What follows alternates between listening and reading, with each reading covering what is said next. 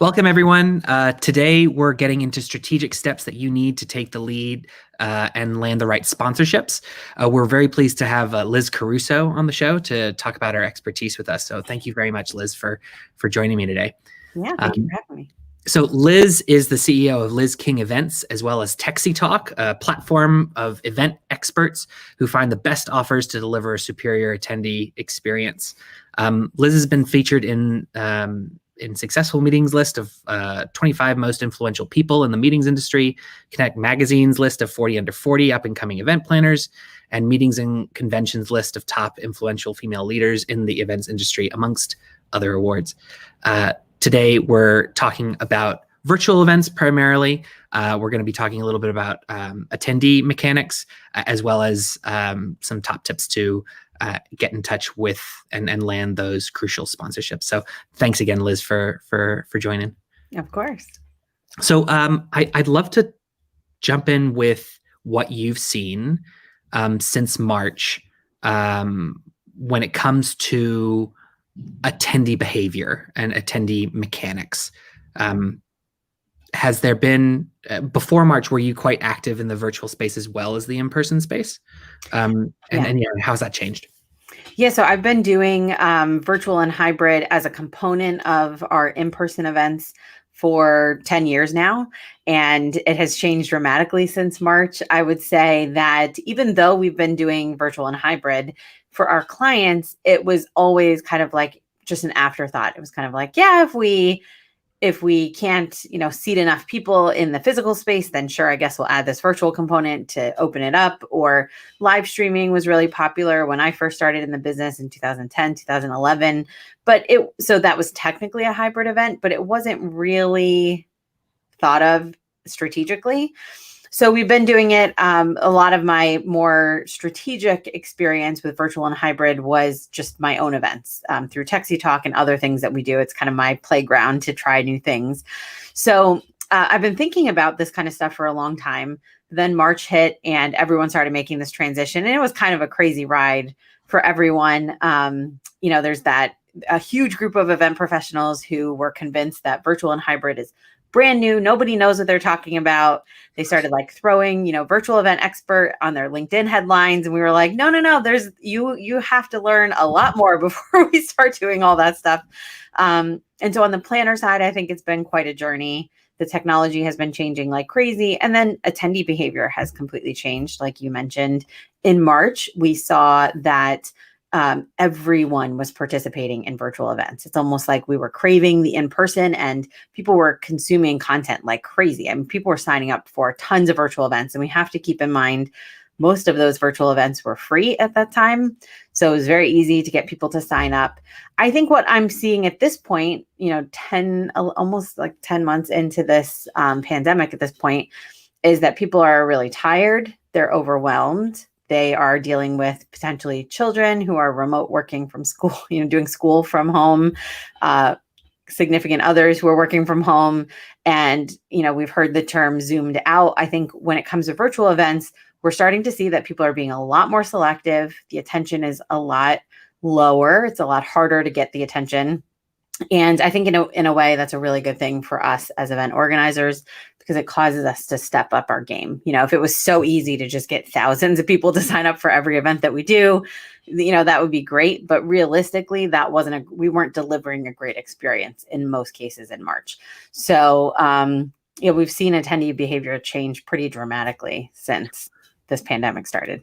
So that's interesting that you say that. And I'd be curious to know how you as an events expert view the asynchronicity versus the live requirement for compelling attendee experiences. So for example, Hey Summit we're not a live streaming platform. So you'd use us with Zoom if you wanted to do live stream, or us with Remo or whatever. But about half, I think it goes 48% of our of events that were on talks that were on our platform last year were pre-recorded, and about 52% of them were live. But what we started to see was as an acknowledgement of this, and so instead of an 8-hour live session that you're going to be engaging on. Maybe there was 1 or 2 hours that were live, and then the kind of big value add stuff, the stuff that was closer to online courses, were pre-recorded. They were labeled as pre-recorded. Everyone was okay with that. And it seemed like there was a little bit more of an understanding that you're not expected to give 8 hours of time here. It's more important to have access to this knowledge afterwards. But that very much comes from like a content marketing side almost. And that's kind of where our home is. How has that been though from an event planning side? Has that, do you see that, or do you have a different view? So I think we're seeing a few different things. One thing I'm to the most part, for the most part, I am team live. I think that, the live experience is really the differentiator. The thing is, when you have a pre-recorded session or you have a ton of pre-recorded content, you're putting yourself against the competitor becomes Netflix, 1,000 other pieces of content, 1 billion other pieces of content that exist online. And so getting people to prioritize watching it and participating is really, really, really hard. So a lot of times we're seeing with the data that if we offer 2 types of content at the same event, some of it's live, some of it's pre-recorded, the live gets dramatically more views and a lot more engagement. The chat is obviously a lot more busy and working than with our pre-recorded. But it depends. And I think there's 2 strong ways that we're going to see this go. One is on the live side. I think when you have sponsors, like we're talking about today, who are paying to have eyeballs and they want that engagement from people in your audience, live is going to be a key way to do that, because you can get people to like tune in at a set time, participate, click on your sponsor activations, whether that's ads or conversations or pages or whatever you've designed for them. And so I am seeing that. I will say that a lot of our clients are going the route of the Netflix for fill in the blank. It's more about generating a ton of content and letting people access that content when and where they want. We're also seeing that is pulling away from the big annual conference that people might have done. Now they're becoming like membership organizations where they provide content on a monthly basis or a weekly basis. And some of it's live, some of it's pre-recorded, but the idea is that all the recorded access is available at any time. And so that's a really interesting shift in terms of like the business model, what that means for sponsorships, because obviously that's still a sponsorable event or activity. But it does take away from that feeling of like one big annual event that, most people were doing. So just the monetization side is definitely of interest, and I want to dig into that in a bit. But thinking about then creating a compelling live experience, you do have this Zoom fatigue. You have this. So on one hand, you have like Zoom fatigue. You have the same box that you are viewing the live session on as the box that has your email and your work. And if you're watching something live, you're not doing, or you might feel like you're feeling guilty that you're not doing work. There's a lot of distractions, as you say. And then you also have this kind of feeling that like novelty is super important. So there are 1,001 video platforms out there now, all using different types of tools, different types of ways of engaging, and still some event organizers who maybe aren't as used to the event production side of things are finding it very hard to deliver an engaging experience. And so, is it about picking the right tool? I mean, I know that maybe on techsytalk that might be relevant, and always finding the next new tool, or is production a lot more important than we give it credit for? I have a feeling I know what you're going to say. Well, I think it is a combination of both. I mean, you can have an amazing production and try to shove it into a tool that doesn't deliver. I've seen so many people, nothing against Zoom, but just trying to use Zoom kind of like in the box, not outside the box, in the box. And they just, they're trying to be as creative as they possibly can be, but they're very limited by screens. And, even a tool like what we're using now, StreamYard, makes it very easy to change the views and add lower thirds and branding in the corner and all of these things that you have to be a little more tech savvy to do on a Zoom or something like that. So the tool does matter. And I think we are we're also seeing a huge change in the tools. Every time I turn on the news and I'm looking at the tech latest, what's going on, it's virtual platforms are evolving so fast because I mean, I'm sure you guys are swamped with product, developments and changing all the time because your attendee behavior is changing, your event planner, what they expect is changing, their expectations. So there's so many components, but I do think that production is going to really change. I mean, the idea that people will watch, content. First of all, I'm totally against 8-hour events anyway on virtual, but, assuming that they'll even watch an hour of content of me sitting in my office, this is only going to last so long. And it's very nice while it lasts, but it's going away very quickly. And so people are going to, I think, expect more of a TV experience that's very produced, and we're not far from being able to physically do that. I know we've kind of had the excuse, oh, we can't be together, so we have to do it this way. But, now there are ways to safely gather 2, 3, 5 people, 10 people. You don't need your entire audience in person, but I think that's interesting. I think I think both sides really, really do matter, though. And when thinking about that, then and how that impacts the monetization plan that one has for an event, obviously going online or even thinking about running running events going forward, you have this idea that I need to get as many bums on seats as possible, and oftentimes people then equate that to I need to be as broad as possible. I need to be as relevant as possible to the most amount of people, and it's tempting to go broad when the costs are so low. Hey, it's just a bunch of Zoom calls, and you got to pay, a little bit for this organization and maybe some fees for ticket sales, but it's not costly. I don't have to sink money into a big venue. But as you were kind of alluding to before, people's time is pressed in much more ways. Have you seen the nicheification, if we're going to use that term, in the subject matter, as it in addition to the formatting? Does that make sense? Yeah, I mean, I think it's just a general marketing idea, right? That the riches are in the niches, whatever you want to say. It is Great. The money is where it is, where you can be more specific. And I think anyone who's trying to be everything to everyone typically is nothing to anybody. So, I think from a content perspective, for years, we've been thinking about how do we make our events more unique and niche, and bespoke is a popular word, and that attracts the right audience. And I agree that then you go to virtual and suddenly it's kind of like, whoa, the opportunities are endless. And I think there's a few factors. One is this is not going to stay so cheap for so long. I think that's something people are going to monetize virtual very quickly. And so virtual platforms are going to have to be charging, and that's just a reality. As we go to hybrid, it doesn't get cheaper. It gets double the cost because you're producing 2 different events. And that's something that I think people don't want to admit yet.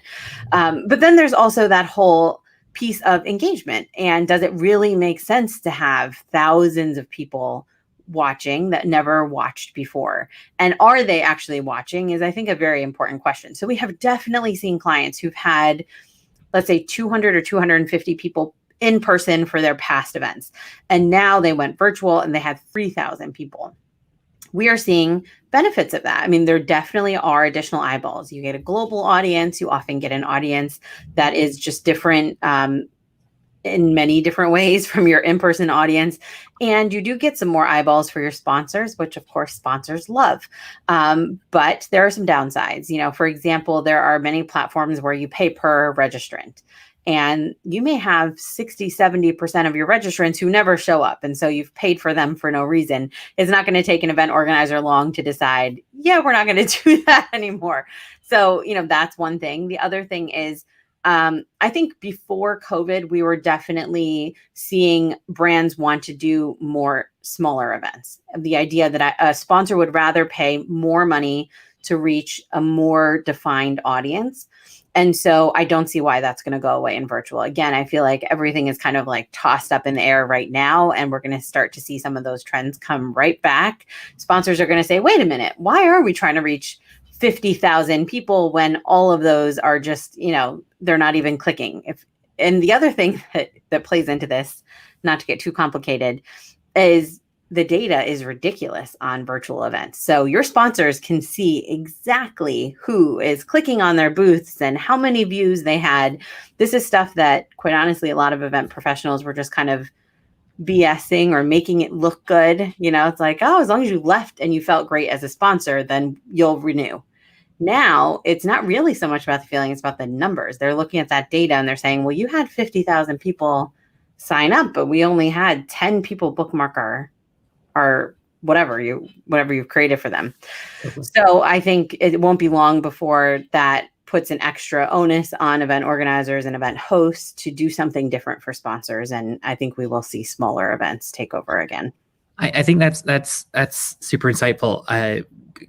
Thinking about the monetization model, I guess there's both a detachment and an attachment of different things. I don't know. I'm hearing some feedback. I apologize about that. But when thinking about the monetization plan for your event, like why bother doing sponsorship in the first place? For large events, it makes sense because these are such large events. They're quite pricey. They're a core part of how you can subsidize these tickets. You can pay for different things, and your sponsors are probably used to spending a lot of money on that event and having a booth and having tangible things that they can take back to the people that they are reporting to say, like, we are doing this. We are this is a mechanism that is generating us leads or whatever the plan is. Whereas going virtual, as you say, it becomes a different calculation, and the numbers are different. They might be bigger, they might be smaller. Most likely they're smaller, but it's that they're mostly different. So how does the monetization calculation change especially when it comes to how sponsors look at your event that is a virtual event rather than the typical traditional way of looking at it? So I think a few years ago, maybe 8 to 10 years ago, I started to see sponsors get a lot smarter. And I remember, a big thing being impressions. Your event will get this many impressions, and sponsors didn't take very long for them to realize that means nothing. If I'm not getting any leads, I want to know exactly what that is. So on a monetization standpoint, as event professionals, and this I think is our biggest challenge in 2021, it's engagement. We have to figure out how to get our audience to love our content, to sign up as soon as we put it out there. We're seeing with virtual, for example, that people are registering in the last 5 hours before the event goes live. It used to be like the last 5 days. That's a big difference for an event organizer who's sweating that they have sponsors who want to know how many people are registered. That's a big difference. So I think really this is where it goes back to the production value. It goes back to smart marketing. We have to really think strategically about what we're doing on the event side, what we're delivering that's different than everybody else. This is another place where I feel like live adds a lot of value, and really try to figure out what those sponsors are trying to achieve. At the end of the day, the conversation should be pretty much the same as what we were having if we were great event planners, which was, as a sponsor, what are your goals? What are you trying to achieve? And then what are some creative things that we can do to make that happen? I think the truth is a lot of sponsors and events were just used to, okay, for $15,000, you get your logo on all the banners and on the marketing emails. And, so we do have to be more creative now that it's virtual. I think things like, virtual trade show booths, personally, I hate them. I don't think any sponsor really loves them. I think those are going away. That's my personal opinion. But I do think things like content, people always wanted to be on the stage. Now with virtual and potentially a bigger audience, sponsors are definitely going to want that content. But there's also, I look to, it's not new to have to engage a person on a screen. That's what TV has been doing for years and years and years, and they're very good at it. Netflix is very good at keeping you engaged. And so I really have been trying to look at what they're doing in the media industry and implement that. So there are ads, like we're looking at 10, 15-second video ads of your sponsors in between sessions. There's the retail space of the screen. Like if you're not using Zoom or certain platforms that are really limiting, there's a lot of branding opportunities, whether it's through backgrounds or colors or, ad space. I mean, a lot of platforms have some unique things that you can be doing for the visual. And so I think we're also seeing more, again, kind of like bespoke experiences for sponsors where you might take, let's say, 10 or 50 of a certain segment of your audience and create a unique experience for that sponsor with that audience. It could be virtual cocktail hour, it could be a gift that's being sent. But the idea is at the end of the day, the sponsors want leads. And so we have to be more creative about how we do that. And as long as we can do that, which I think absolutely we can, virtual provides new opportunities for revenue. And one of the great things is if you can do this well, then when we go back to hybrid, it's going to absolutely make it worth the extra cost, because like I said, it's going to be double the cost, but you can give your sponsors double or triple the return, and you can reach new audiences, both in person and virtual. And so once they see the benefits of what can be done on virtual, if we do it well and smartly, we're going to really open up new opportunities for our industry in the future. So I think it's really upon us to be creative at this time. Absolutely. I think that's great insights all around. I've seen that there have been quite a few comments that have come in, and I think I'd love to just spend a few minutes more on getting a little bit more specific on specific tips that you might have. Sure. But Bridget, for example, asks, what are your thoughts on the best ways to position sponsorship opportunities from a pricing and a value prop standpoint? I know we've talked about this a little bit. Specifically, I think I want to ask about like the top tips that or the things that bug you the most that you see people do, maybe if they're just starting out or maybe if they're just transitioning or starting to get into virtual. Are there some like core things that you just wish everybody would know when they start the whole process of thinking about their sponsorship plan? Yeah. Okay. So there are a few things. I'll try to limit. I was just looking at a sponsor deck that someone wanted us to redo for them. One thing that came to mind is a lot of brands spend the first 17 slides of a deck talking about themselves and the event and how great they are and how amazing they are. Sponsors don't really care. They want to know your numbers, but they want to see what's in it for them. It's the same as marketing on a website. I've gone to 1 billion websites, and the website is all about us and what we do. And it's not so much about like the benefits of what we provide for our clients. So I think that's something to consider, is telling the story for your sponsors of why your event is worth, participating in.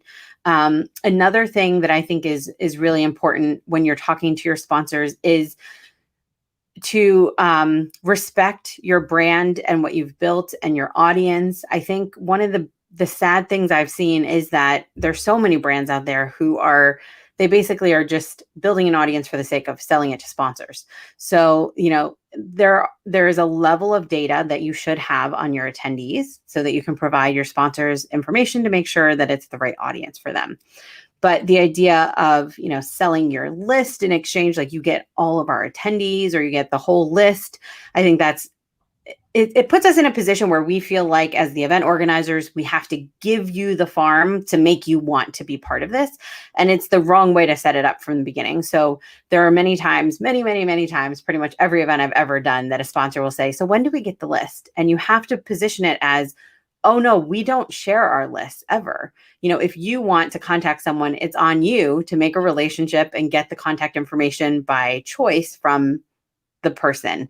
And, we respect our audience enough to not be giving out their information. So things like company name or industry or whatever pieces of data are important, that's great. But otherwise, that data is your data. And I think in terms of the pricing, it does come down to a lot of research and kind of figuring it out. I mean, there's no magic. I wish there was like a rubric, right? X number of attendees, and these are what you're offering, so this is the price. It's I've seen people charge $10,000 and $100,000 for the same thing. So it essentially comes down to your positioning of the event, what you know about your audience, and then the third thing is your ability to sell. Some people are just really, really good at selling, and they make their money that way, and so I think at the end of the day, it's about being authentic, having a message that speaks to your sponsors.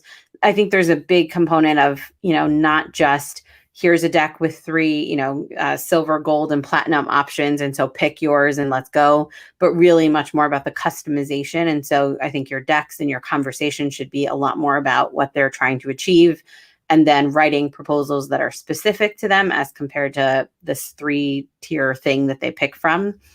But those are some of the things that come to mind. So I think that's absolutely in keeping what we've seen successful people certainly do on our side. There's a difference between access and data. That's a consistent thing. You giving different ways of accessing the market that your sponsors want to give, that does not mean giving them the data for them to do it themselves. You end up with a much higher quality engagement. And that also goes back to what you were saying about nicheification. If you look at the YouTube creator universe, the creators that are massive and they have millions and millions of subscribers, their cost per view for a particular ad is far lower than the niche and the focused folks, even though their raw numbers are much smaller. Mm-hmm. So I think that's absolutely right. I see Phyllis asks about what's considered the essential to sponsors in regards to ROI, and I know that the answer is, well, it's whatever they determine as what it is that they're focused on. But do you find in your experience there's some common trends, especially maybe when focusing on virtual, that people get mismatched? So, for example, I'm thinking I'm an in-person event organizer. I haven't done virtual before. I know that the whole thing about virtual is that you're going to get a lot more eyeballs. So I need to show, or I need to tell how many thousands of people are going to come on here. Otherwise, the sponsor won't be interested. And that maybe puts them down a rabbit hole. Are there specific things or trends that you've seen that are maybe that were surprising that have worked pretty well or have been more popular than you thought? So I think, sponsors in terms of ROI, from my experience, they care about leads and sales. That's, at the end of the day, that's what they're spending money on. They want to make some money from your audience. So in terms of like numbers and things that we're looking for, I'm really careful to not talk about, for example, impressions or total number of people that would be registered, because really what they want to know is the engagement rate. And so if you tell them 5,000 people registered for your event and 10 clicked on your ad, then the percentages are calculated really quickly and it doesn't look very good for you. So why sell something that you can't necessarily deliver? So I know that at the end of the day, they want the engagement. And so I'm focused when I'm talking to them as much as I can on anything I can do from an engagement standpoint. So a projected number of leads, kind of click-throughs on, again, it kind of depends how your event is set up, but number of views on their session if they're doing something content related. And then, obviously from the planning side, we're spending all of our time focused on getting people to show up to that content session or to click on those buttons. And so it becomes very much about the attendee experience and push notifications and emails and whatever we're doing to get people to do the actions that we want to report to sponsors. That's really important. But I think people do tend to get caught up in the idea that they'll spend more if it looks bigger. And so they spend all this time in the sales process puffing up their event, making it look really huge. And then they're kind of tail between their legs when it's time to report on that. It's a really tough sell. Totally. That makes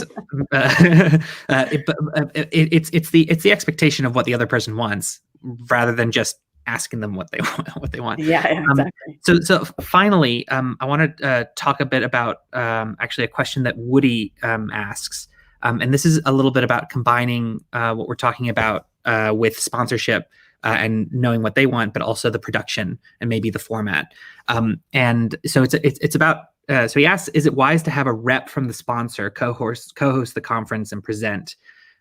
He's in the investment space and thinks that it distracts from his cred. But I guess to just expand on that a little bit, people might be thinking, well, maybe I have a panel discussion of thought leaders. I have the sponsor chair that discussion, and then that elevates them, or I include the sponsor as one of these thought leaders. Are there certain types of formatting wins, and then also maybe missteps that you see, especially when the temptation of going virtual means that you could have so many more of these conversations happening? Yeah, sure. And Woody, thank you for all your comments. I've seen a bunch of them. It's hard to read as we're talking, but really good comments here. So I think it's a very touchy subject. When it comes to kind of title sponsorship, to me, that does not get sold or given away unless it is a really smart partnership that's really going to do something for you as a brand, and you need that relationship. Someone co-hosting the conference with you, that's a pretty serious right, and so we don't usually sell them, and I pretty much I don't think I've ever done it, maybe one time. What I have found with sponsors who want that is that it's part of what they're used to getting with someone else. And so I typically tell them, a lot of what makes, let's say, a techsytalk conference so attractive and so different from what everyone is doing is that they know and trust and like me and the brand. And so it's not going to be good for you really to have your name on it. That's not where you're going to get the benefit. Let's do something else. And so we attract them with something more engaging and something that actually makes more sense for them. But all sponsors want to present. They want to be on stage. And so I think, again, it's really important to do the curation and to work with them very closely to make sure that it doesn't detract from your cred and it builds what they want. So we have a few rules always, which is sponsors are never allowed to talk about their product on stage, which sounds kind of counterintuitive. Right. There's nothing that's salesy from stage ever, even from paid speakers. Like they're not promoting books. They're not promoting, it's all educational.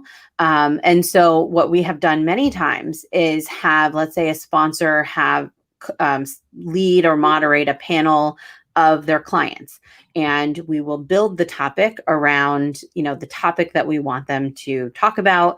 We often work with them to curate the questions. And so maybe it's the CEO from your sponsor company who's moderating, but they're really not allowed to say anything on stage that we haven't already approved. And we make sure that it has added value for our attendees.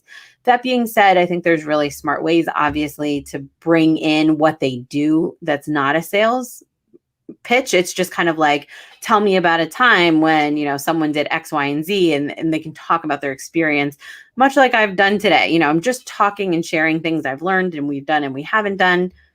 I'm not selling anything, but if it's, oftentimes we do these and someone will then contact me and want to ask a question. So that's really how we set it up. I think it's a great way to make money because, of course, they do want to be on stage, but I think it's just smart that you're thinking about that. You definitely have to curate that experience for your attendees. And that's going to be better for your sponsors. It's not just because you don't want them to talk about themselves. It's because that's a huge turnoff and they won't get the response that they want because people don't want to be sold, especially if they're paying to attend a conference. Totally. If you're providing value and that's what you're actually wanting to do, if something that they know provides that value, wonderful. But otherwise, it's inauthentic, and everyone can see that. Yeah. Cool. Awesome. Thank you. Well, that's been great. I'm sorry for keeping you so long, Liz, but No. Thank you so much for giving your time and for going to so much detail and answering so many of these questions. If anybody out there would like to connect with Liz, you can find her on Twitter, Liz King Events.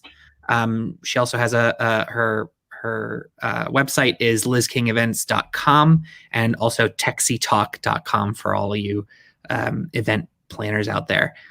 So yeah, thanks again, everyone, for joining this week. And I'll catch you later on when we do another one of these in to be determined, I guess. Yeah, thank you. I think I'm also doing some kind of working session with you guys, like an office hour, January 12th. So thanks very much. I've been told to mention that. I apologize. Liz will be joining this Hey Summiteers community for a working session on the 12th of January. So next week, next Tuesday, I believe. Yeah. The link will be dropped in the comments of wherever you're watching this after we're done. Thanks again, Liz. Thank you. All right. Thanks.